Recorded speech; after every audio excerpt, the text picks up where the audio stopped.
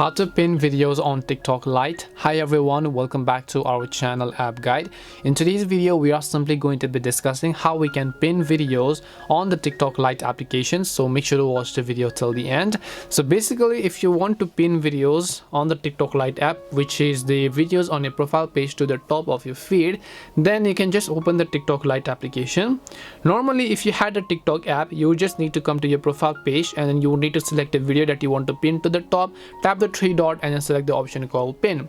However, the similar is not the case with the TikTok Lite application, because no matter whichever video I select over here, then even if I tap on the three dot icon here, you can see I have add to favorites, save video, privacy settings and so on, but I cannot pin it to the top of my profile. That is because you will not be able to pin the TikTok videos to the top of your profile from the TikTok Lite app. You have to download the main TikTok app and then pin it in that way respectively. So hope this video helped to answer the question. If it did help you, then make sure to leave a like and subscribe to the channel. If you have got any questions though, feel free to leave them down. Thank you very much for watching and see you in the next video.